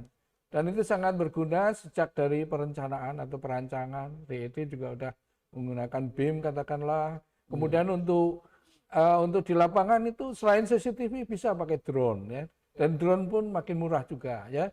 Jadi yang paling bagus itu sebenarnya kalau untuk evaluasi sidak gitu, ya, istilahnya pakai drone itu live betul, artinya bukan disiapkan tapi sudah memang day to day live-nya bisa kelihatan. Itu antara. Jadi untuk penerapannya sendiri memang kita jangan lupa bahwa itu mulai dari pengkajian atau pra-feasibility study, feasibility study, kemudian perencanaan, perancangan, ya, kemudian sampai procurement-nya, sampai pelaksanaan dan seterusnya, itu semua. Dan saya sudah beberapa kali memperhatikan peraturan Menteri PUPR itu sudah cukup banyak, udah ya cukup lengkap lah, termasuk green green construction, ya, green building, kemudian dan pembongkaran saya sedang belajar itu dan praktek langsung di lapangan itu bagaimana, ya, saya harus terlibat di praktisi, sebagai praktisi tentu harus terlibat dengan konsultan dan sebagainya.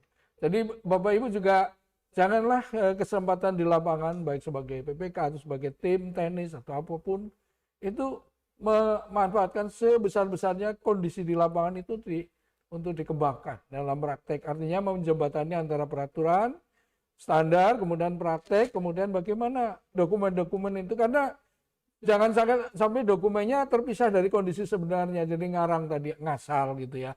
Nah, ini harus terkonek semua antara apa yang harus ditulis, apa yang harus dilaksanakan, itu harus sinkron. Saya kira itu yang mungkin perlu disampaikan, ya. Baik, terima kasih Bapak Ibu dan para hadirin, terutama para generasi muda PUPR, ya. Itulah diskusi kita pada pagi sampai siang ini. Semoga semua informasi yang kita peroleh dari Pak Brawijaya dan Pak Musanif dapat bermanfaat dan menambah wawasan kepada kita semua. Sebelum saya tutup pada pantun ini. Dari mana hendak kemana? Dari Kecamatan Bekasi menuju Singaparna. Kalau boleh saya bertanya, keselamatan konstruksi siapa yang punya? Tentu ini retorik, ya. Dari Simalungun menuju Asmat. Jangan lupa ajak si kakak. Kalau pembangunan ingin selamat, jangan lupa terapkan SMK 2. Iya. Bapak Ibu sekalian, sekali lagi terima kasih kepada Pak Direktur dan Pak Musanif atas semua informasi dan masukan kepada kita semua. Billahi taufiq wal hidayah. Wassalamualaikum warahmatullahi wabarakatuh. Waalaikumsalam warahmatullahi wabarakatuh.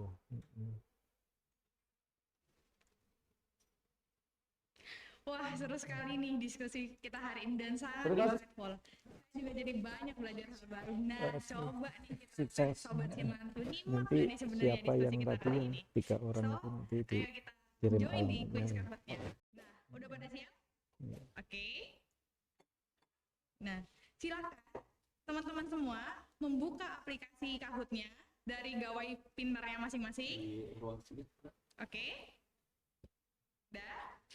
Nah, sekarang teman-teman bisa join di room yang udah kita sediakan dengan cara memasukkan kode yang ada pada layar teman-teman semua. Oke, yuk kita cek nih. Nah, jangan lupa game pin kita itu 86 7 7 7 7 4. Yuk, semuanya nih. Kita tes nih. Ngerti nggak tadi yang dibahaskan oleh narasumber hebat kita? Ayo, di sini udah ada yang bergabung. Sebelumnya, saya ingatkan juga, jangan lupa untuk screenshot username-nya. Nanti ketika Sobat Cimantu semua memenangkan kuis, nanti itu akan disampaikan kepada panitia dan disertakan dengan bukti screenshotnya sebagai klaim hadiahnya. Oke? Nah, ini udah ada Indra, ada Gogo. Kita akan kasih waktu 1 menit buat teman-teman semuanya bisa join dalam room Kahoot yang udah kita sediakan. Oke? Wah, ada dari BPP 2P, ada dari BPPJN. Wah, seru banget nih pasti nih. Yakin ya, udah pada bisa ini ya. Yuk, semuanya. Kita masih kasih waktu lagi untuk 30 detik ke depan buat teman-teman bisa join di room Kahoot yang sudah kami sediakan.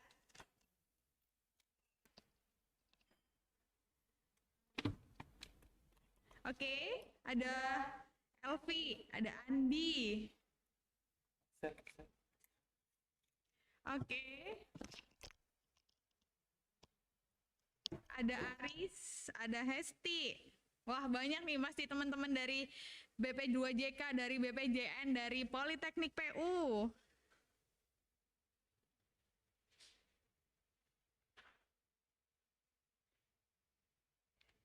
Oke. Yuk. Pada gabung nih di kuis kita nih. Dan jangan lupa ada hadiah menarik yang akan kita sediakan buat teman-teman semua ya. Nanti di akhir sesi diskusi, di akhir sesi live kita kali ini ada pemenang untuk kuis Kahoot-nya berupa e-money dan juga nanti buat 3 penanya terpilih yang tadi sudah bertanya kepada narasumber kita juga akan mendapatkan hadiah. Jadi nanti tolong disampaikan kepada panitia yang tadi pertanyaannya sudah terpilih. Dan oke nih, udah banyak nih yang join nih, udah ada 41 orang. Kita masih tunggu untuk teman-teman yang lain untuk bergabung di kuis Kahoot kita. Kita perpanjang lagi waktunya untuk 2 menit ke depan. Jadi teman-teman masih tetap bisa join di room Kahoot yang udah kami sediakan dengan cara membuka aplikasi Kahoot dari gawai pintar masing-masing teman-teman, kemudian memasukkan kode kuisnya yaitu berupa game pin di angka 8677774. Nah, teman-teman kemudian memasukkan username-nya dan jangan lupa, saya ingatkan lagi, untuk men-screenshot username teman-teman sebagai klaim nantinya ketika teman-teman memenangkan kuis. Oke nih, udah ada Setio, Noni, Bismillah nih, lucu banget namanya Bismillah, pasti nih doa biar menang ya. Oke, ada Mario, ada Lukman. Wah, banyak banget nih. Oke, kita masih tunggu teman-teman yang lain buat join di kuis Kahoot kita. Makin rame yang ikut nih makin seru nih, jadi persaingan juga makin ketat nih. Oke. Ayo buat teman-teman yang belum join, silahkan join di Kahoot-nya. Nah, pada lucu-lucu nih, pada nggak ada yang mau pakai nama aslinya ya. Ini kalau saya lihat-lihat ada yang pakai kode-kode aneh nih ya. Oke. Dalam 15 detik terakhir saya akan tutup room Kahoot-nya dan kita akan mulai kuisnya. Jadi buat yang belum buat yang belum join, silahkan untuk segera bergabung, oke? Dah. 5 detik terakhir. Udah pada siap? Yuk, kita mulai kuisnya. Silahkan lihat di gawai pintarnya masing-masing untuk memilih jawabannya dan pertanyaannya akan ada muncul di layar. Di handphonenya juga akan muncul, oke? Nah, nih. Ayo.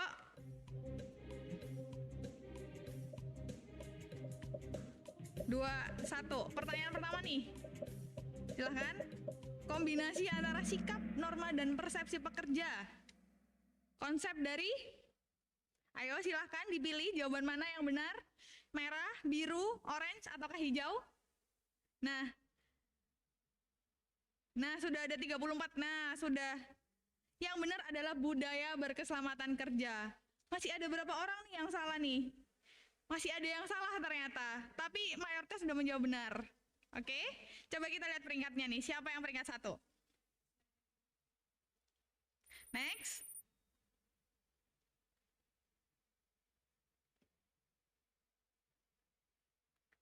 Wait ya. Bersabar sedikit nih buat pemanasan di pertanyaan kedua, oke? Nah, peringkat 1 ada Main. Dan menyusul Yuda Muda YouTube di peringkat 2. Oke, lanjut ke pertanyaan kedua. Tetap fokus teman-teman semua. Manfaat budaya keselamatan kerja pada pekerjaan jalan jembatan adalah? Ayo, apa nih kira-kira jawaban yang benar nih? Oke, udah 25, 30 orang yang menjawab. Dah? Nah, oke, jawabannya yang benar adalah A, B, dan C benar semua. Siapa nih kira-kira yang memimpin klasmen sampai pertanyaan kedua nih? Oke, next. Coba nih kita cek nih.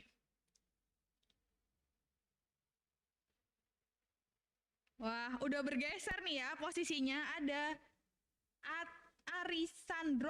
Arisandro yang memimpin klasmen sementara nih. Jangan khawatir teman-teman yang belum ada di peringkat atas karena ini klasmennya bisa sangat berubah dengan fluktuatif, oke? Next, pertanyaan ketiga.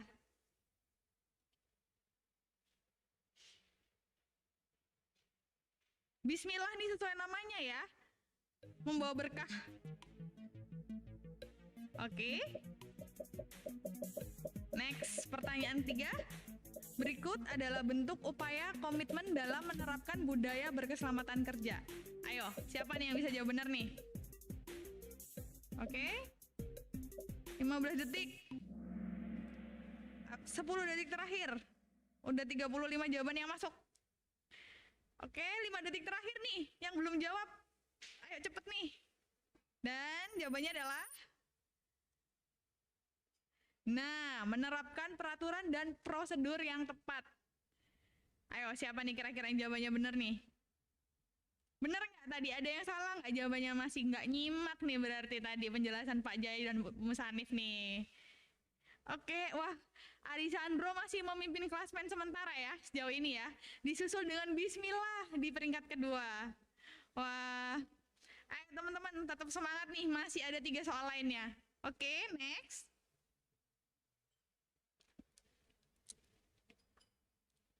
Yuk. Nah, ayo udah siap semuanya? Kita akan menuju ke pertanyaan keempat. Berikut merupakan bagian dari contoh kondisi bahaya. Nih, yang mana nih? Kecuali, jangan keterkecoh ya sama pertanyaannya ya. Hati-hati nih jawabnya nih. Harus dibaca sampai selesai soalnya. Oke, sudah 30 orang yang menjawab. 5 detik terakhir. Oke. Nah, jawaban yang benar adalah memakai kacamata pelindung dan sarung tangan pada saat pengelasan. Ingat ya, tadi pertanyaannya adalah kecuali. Nah, berubah lagi kan nih peringkatnya. Ada Dika sekarang di peringkat pertama dan Yuda Muda YouTube di peringkat kedua. Tuh kan teman-teman, benar kan? Peringkatnya masih sangat bisa bergerak. Jadi tetap semangat buat jawab lebih cepat dan lebih tepat lagi. Oke, next. Kita menuju ke pertanyaan kelima. 2 dari pertanyaan terakhir. Jadi teman-teman masih punya kesempatan nih untuk merubah klasmen sementara. Oke, keterlibatan pekerja dalam keselamatan kerja pada pekerjaan jalan jembatan dapat dilakukan. Di antaranya, ayo silakan, gimana jawaban yang benar? Nggak cuman benar ya, tapi harus cepat. Kebalik, nggak cuman cepat, tapi harus benar. Nah nih, udah ada 42 orang. Nah, terakhir, ya jawabannya adalah menjalankan dan melaksanakan kegiatan dengan cara yang aman. Ayo. Next. Kita lihat nih siapa nih kali ini yang memimpin klasmen. Dika ternyata. Dika kembali merebut posisi tahtanya di peringkat pertama. Oke. Moto Kementerian PUPR. Ayo, siapa nih?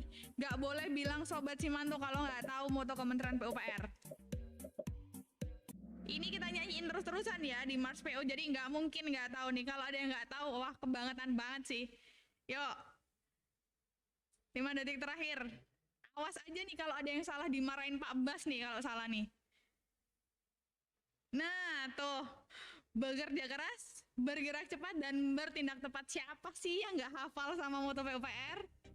Kita lihat nih, siapa nih yang memimpin klasmen. Oke.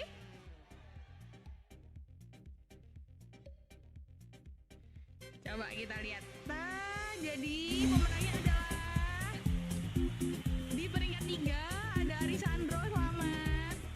Peringkat 2 ada, sorry nih saya kurang kelihatan nih. Dan siapa nih peringkat pertamanya nih? Dika. Nah, Dika. Selamat untuk Dika, Arisandro, dan mohon maaf nih yang peringkat 2 saya kurang kelihatan nih. Oke. Tolong di screenshot ya username-nya atas nama Dika, Arisandro, dan satu lagi. Nah, itu yang peringkat 2 saya kurang kelihatan ya. Silahkan di screenshot username-nya, nanti silahkan disampaikan ke panitia. Oke?